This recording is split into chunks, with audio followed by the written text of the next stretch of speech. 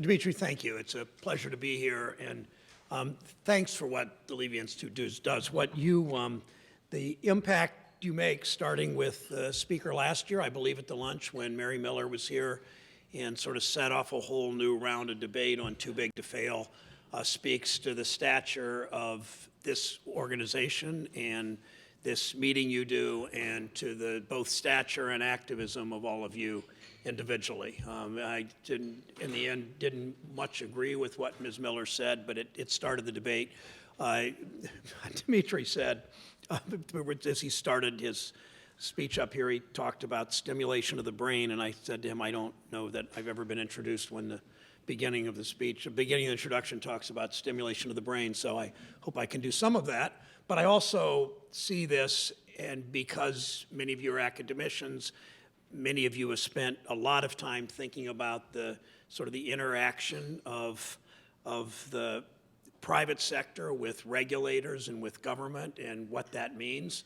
The sort of the intellectual founder of this group, as you know, I believe there was an ongoing role of government because in a free society with, as Dr. Ahmadi certainly knows so well, in a free society, in a capitalist society which has created great wealth and dynamism for our country and for many countries around the world, there's always risk built in, and the bias may be towards more risk, therefore the role of government. So I would start with this, that from Dimitri's introduction, talking about the roundtables I do, I gather around my state. I've done this for the 7.5 whatever years in the Senate. I gather 12 or 15 people in community after community. Sometimes they're all veterans, and other times they're all farmers. Sometimes there's a cross-section of people. Sometimes they're all bankers. And I ask them questions for an hour and a half, and it's where I learn. And I think back what Lincoln said. Lincoln apparently, according to Doris Kearns Goodwin, said this a number of times. His staff wanted him get a pretty great responsibility. You know, his staff wanted him to stay in the White House and win the war and free the slaves and preserve the Union. And Lincoln said, of course, but I need to go out and get my public opinion bath. And he used to get his public opinion bath regularly. And if I were to criticize my institution, the United States Senate, and my wife, who is a Pulitzer Prize-winning book writer, is writing her first novel, and her editor at Random House said, no whining on the yacht. So I'm not going to complain about the Senate in that way, but if I were to criticize, I'm going to criticize the Senate in terms of we don't get out and get our public opinion baths enough. A more modern version of that is Francis I, our still relatively new Pope, exhorted his parish priests to go out and smell like the flock. And any of you that, obviously most of you, I assume, have read the Old Testament, the New Testament, and know all the sort of the sheep and shepherd allegories and metaphors, and what the Pope said about going out and smelling like the flock is important for activists and important, I think, for United States senators too. Let me talk about a number of things, and I'd be glad to keep this pretty short and take your questions. And I know you've heard from really smart, interesting people this morning, and we'll hear from more this afternoon. When Mary Miller came in and spoke to you a year ago, she, this Treasury Undersecretary, she said that Dodd-Frank worked. I would say Dodd-Frank is working. I would say that things like the Volcker Rule are not yet, many things from Dodd-Frank aren't complete, in part because of bank lobbying.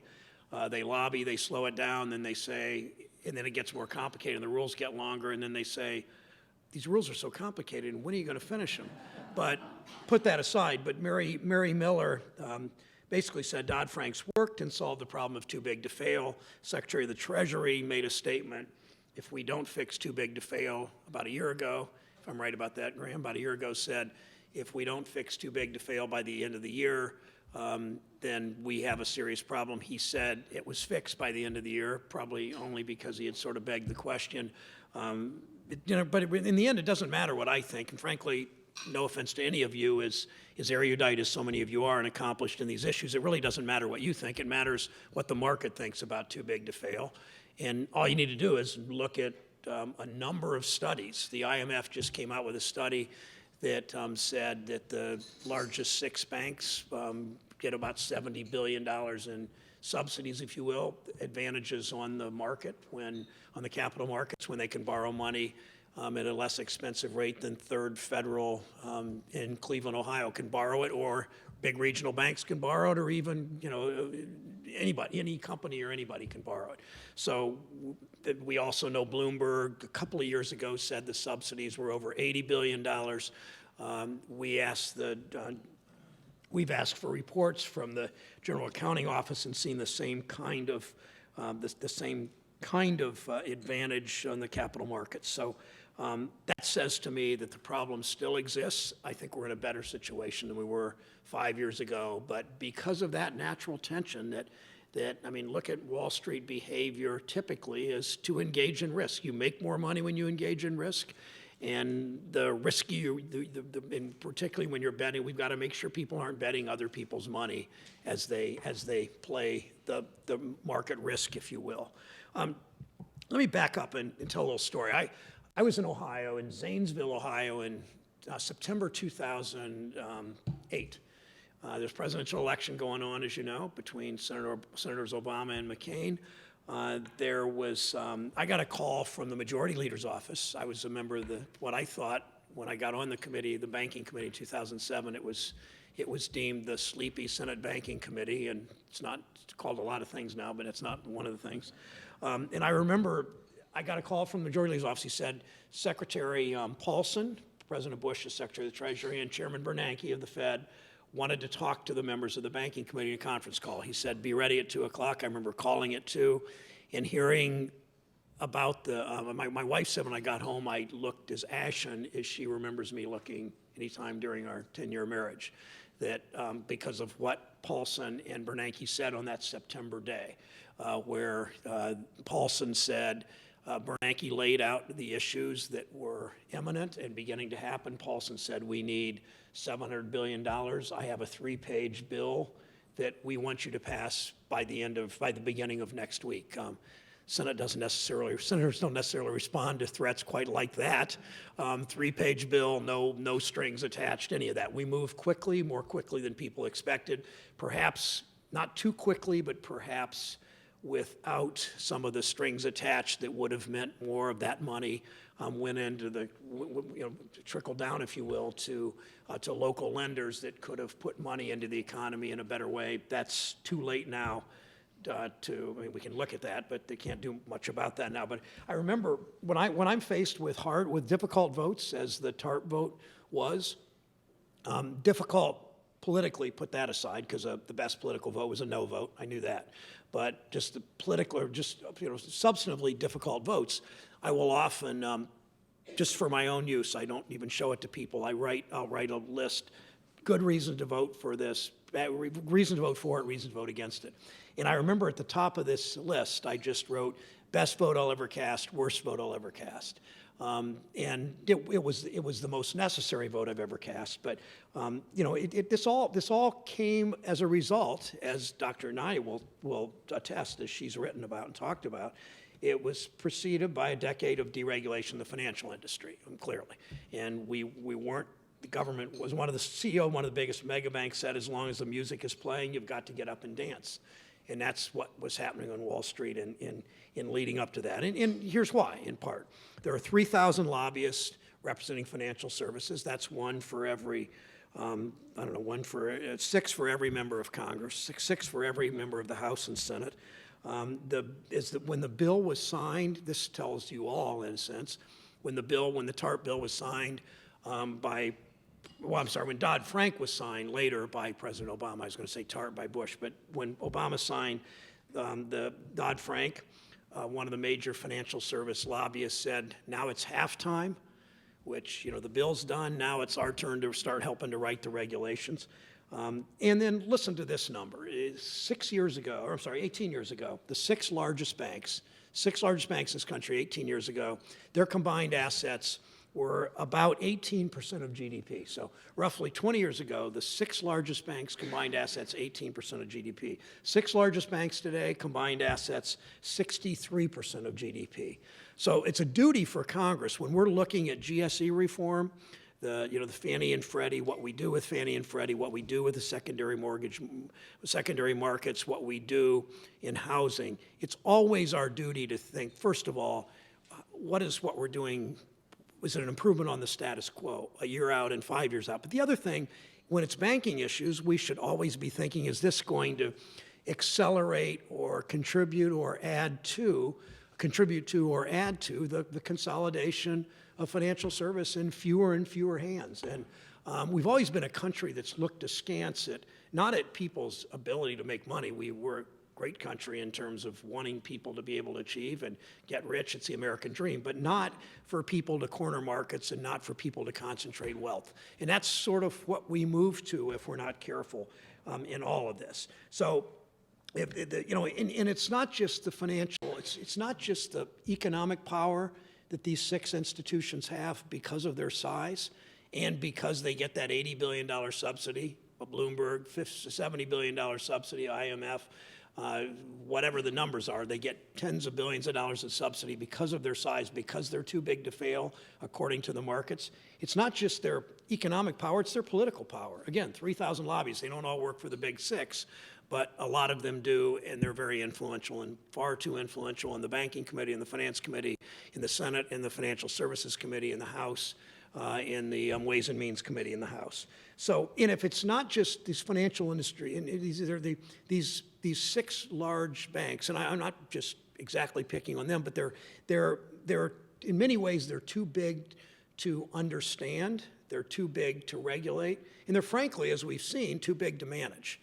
No human being is, as much as we laud some of the most brilliant banking executives in the country, no human being is able quite to understand what the reach of these really large institutions, what their reach is, and how to run them, and how to make sure they comply with rules and laws. I mean, I had breakfast with Tom Curry, the controller of the currency, a couple of weeks ago, and he talked about how important it is at every one of these institutions to change the culture so there's not just a compliance officer to make sure they're following the rules that we as government and as people who care about government in this country, but they also have someone, a top executive in terms of risk management.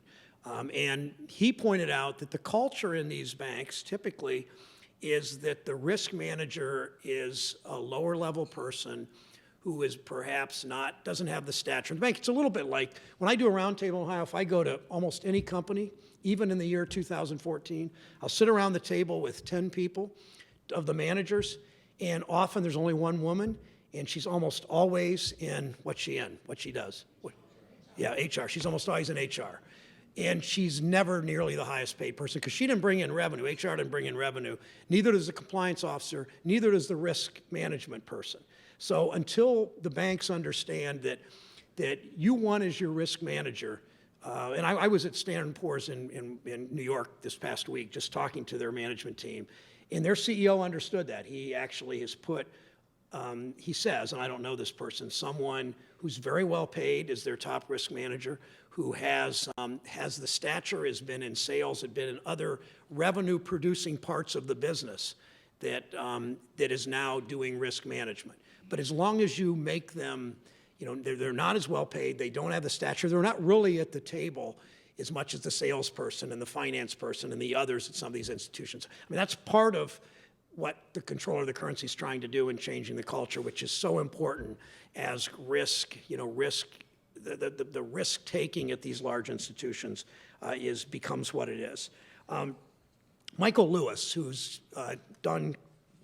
made a lot. Michael Lewis always makes news, from his baseball books to his Wall Street books, and he, as some of you saw him on 60 Minutes with his discussion about exposing abusive high-speed trading practices. He said the ultimate goal should be to create institutions so dull, so easy to understand that when a young man who works for them walks into a publisher's office and offers to write up his experience, the publisher looks blankly at him and asks, "Why did anybody want to read that?"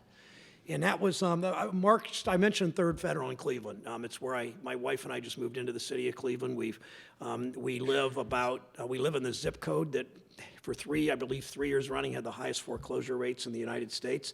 There's one bank that's really kind of saved that part of the community, Third Federal that I mentioned, and the CEO of Third Federal, an old Polish family that's going to hand this bank down for soon to be the third generation, $11 billion bank. He said to me one day, he said, banking should be boring. And he's stayed in business in a really troubled, difficult time in an area of a city that's been really hit hard by foreclosures, and he's done it because he sees banking as boring. And that's it's not boring to study it, but boring perhaps to do this. A couple of things we're doing. The Brown-Vitter bill that thank you. Thanks for that. Talk about it this afternoon. David Vitter, who is as different politically from me as, I don't know, anybody in the Senate perhaps, have come together on our legislation on Brown-Vitter to address too big to fail. Bipartisan, ensures the biggest banks have enough shareholder equity to back up sometimes risky practices, so taxpayers don't need to. The bill did not pass. The bill never got out of committee. But like much in the Senate, because we introduced it, because we talk about it, because people write about it, because people debate it, and the swirl of information around it, we see, I'm not taking credit for this, but it's a contribution to it, OCC, the Fed, and FDIC come forward with higher capital standards. We also did a hearing not too long ago, about a year ago. There was an article in the New York Times you may have seen about the Detroit warehousing, the warehousing in Detroit of aluminum, and that it was controlled by a large Wall Street firm. We did hearings about the largest banks being in the commodities market, and should a large institution, financial institution, be buying, and should they be in the electricity market? Should they own an oil tanker? Should they buy and sell metals? We know three things can happen. We know that in the case of metals, Coca-Cola and one of the big breweries said it added to the price of aluminum that people pay because these institutions were in it with a competitive advantage.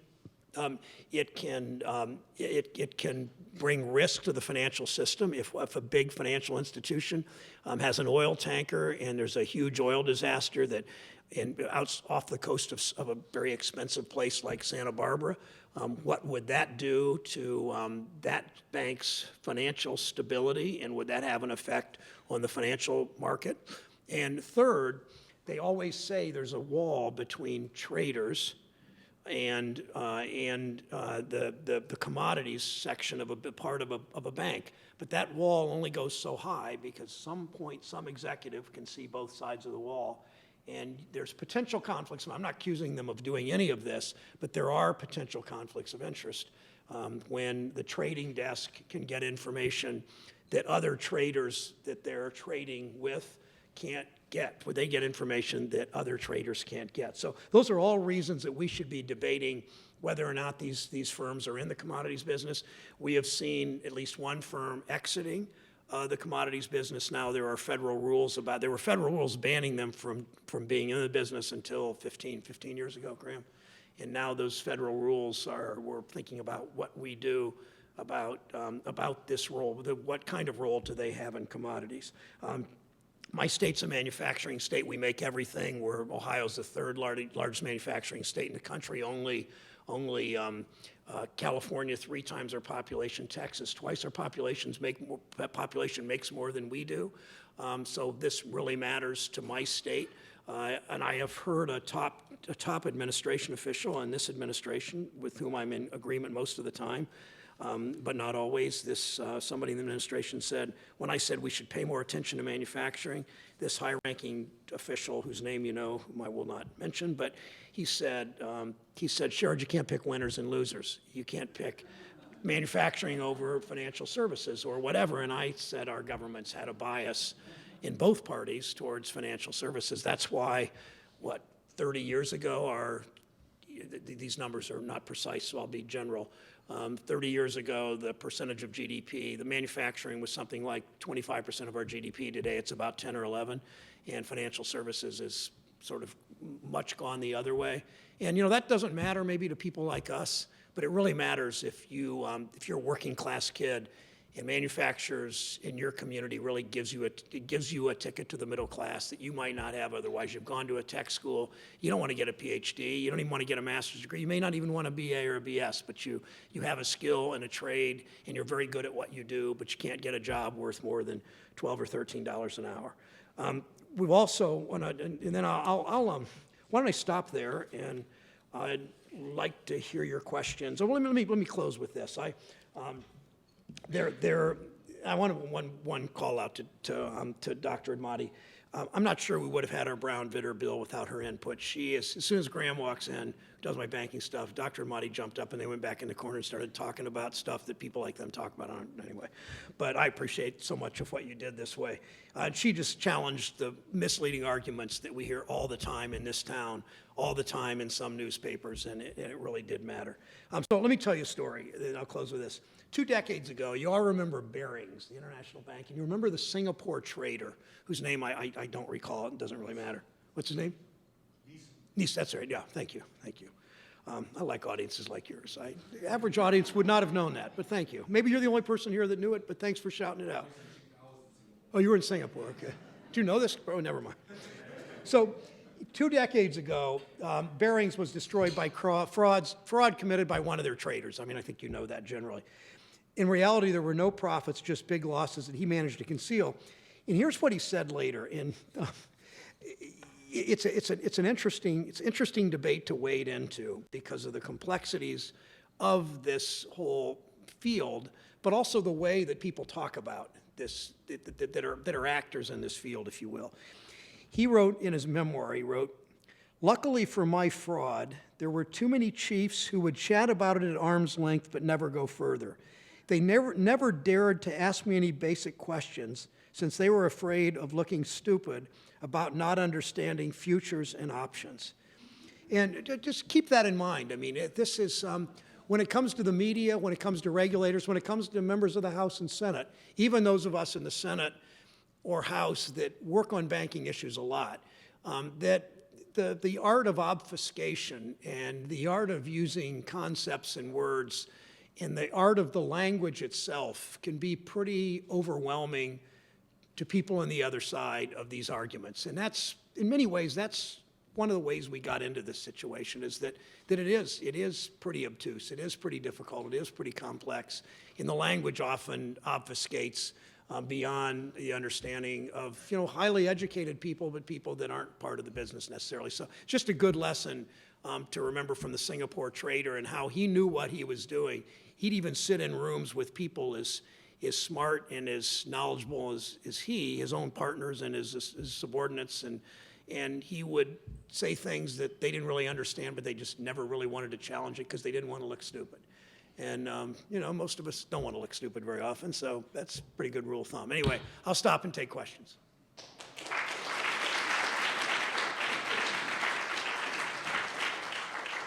Or comments. And go ahead, try to make me look stupid. No, I mean, but yes, sir. Don't try to do that. Please wait for the microphone.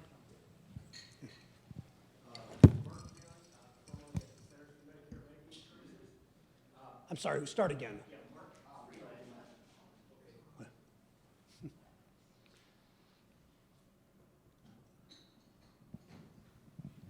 Mark Freeland, formerly the Centers for Medicare and Medicaid Services. As Andrew was mentioning, what we don't need is kind of more regulations. What we need to do is to go back to nuts and bolts. Now, it seems to me that moving to nuts and bolts, and one of the things he mentioned was more transparency. That also involves regulations, but they're of a different type.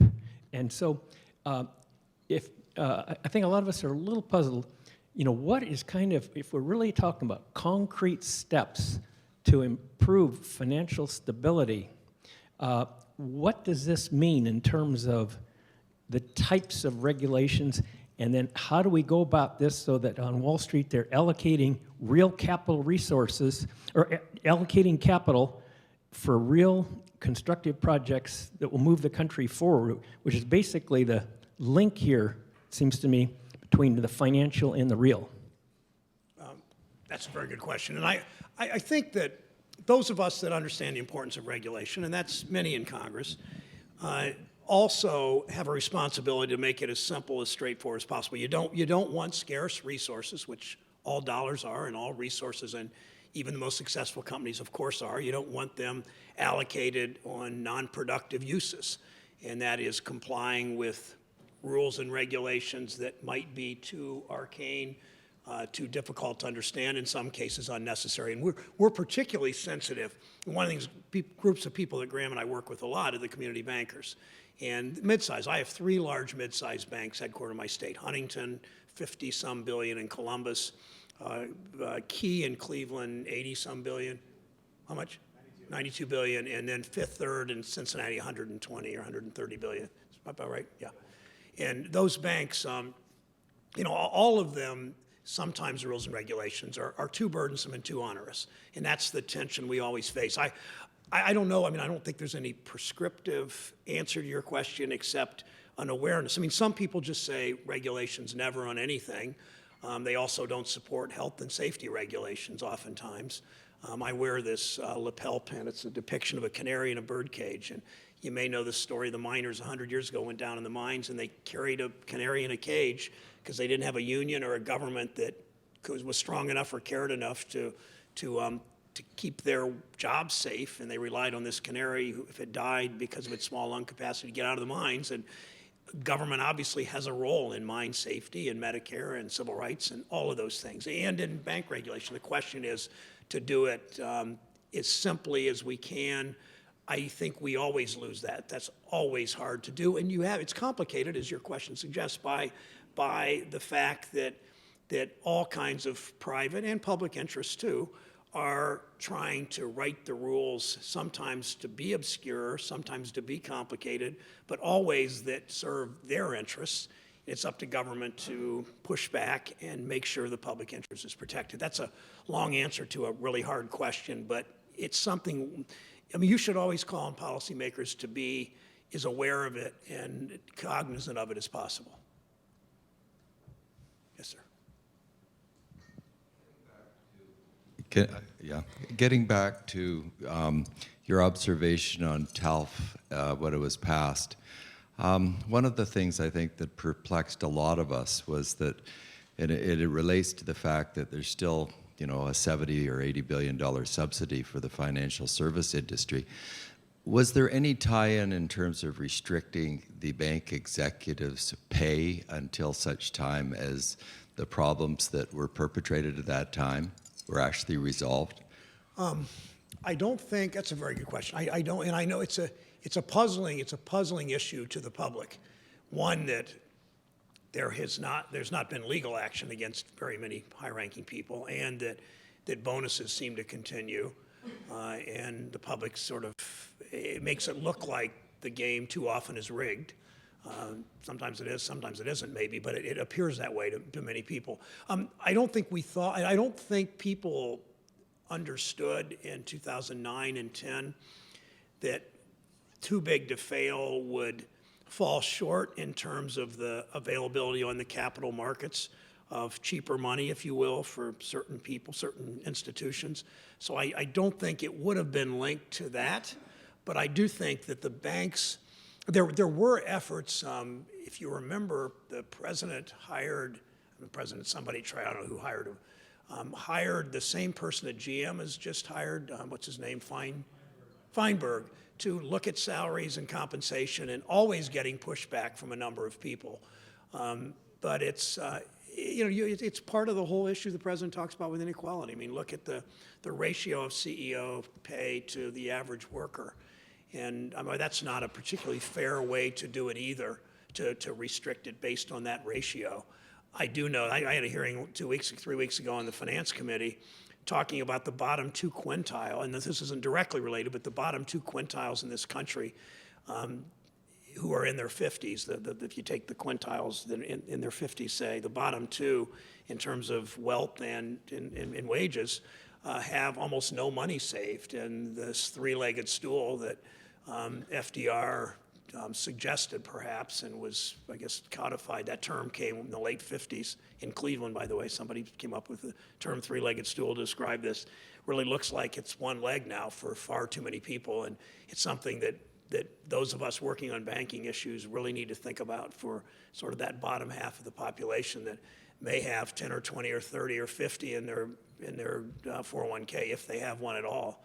And where does that take us? Where does that take them when they retire? And where does that take us as a consumer-oriented society? So, and I think the excessive pay is related to that, but difficult to solve, I think.